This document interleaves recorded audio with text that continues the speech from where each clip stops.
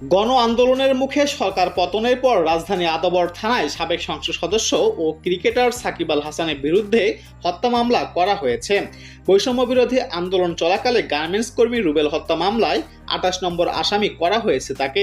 জাতীয় দলে খেলা সাকিবের সতীর্থদের কেউ কেউ এটিকে মিথ্যা মামলা ও হয়রানিমূলক বলছেন। সচিবালয়ের নিজ দপ্তরে সাংবাদিকদের সঙ্গে আলাপকালে সাকিব আল হাসানের বিষয়ে প্রশ্ন করা হয় আইন উপদেষ্টা আসিফ নজরুলকে। বিগত আওয়ামী লীগের শাসনামলে জামাত শিবির নিষিদ্ধের সিদ্ধান্ত নিয়ে এ সময় কথা হলেও হঠাৎ এক সাংবাদিক যখন প্রশ্ন করেন সাকিবের নামে হওয়া হত্যা মামলা কি হবে, তখন প্রশ্নকারী সাংবাদিকদের পাল্টা উত্তর ছুড়ে দেন।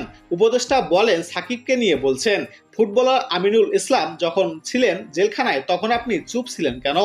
এ সময় আসিফ নজরুল বলেন, সাকিবের যা অর্জন তা ব্যক্তিগত, কিন্তু আমিনুল দেশের জন্য শিরোপা এনেছেন, অথচ তাকে ধরে নিয়ে যাওয়া হয়েছিল। দিনের পর দিন তার জামিন আবেদন নাকচ করে দিয়েছিল।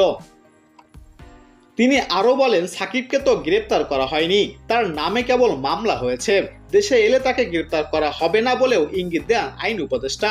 আওয়ামী লীগ সরকারের আমলে বিভিন্ন মামলায় দীর্ঘমেয়াদে কারাগারে থাকতে হয়েছে বিএনপির রাজনীতির সঙ্গে যুক্ত জাতীয় দলের ফুটবলার অধিনায়ক আমিনুল ইসলাম বিপ্লবকে। ২০০৩ সালে বাংলাদেশের একমাত্র সাবজয়ী দলের সদস্য ছিলেন তিনি।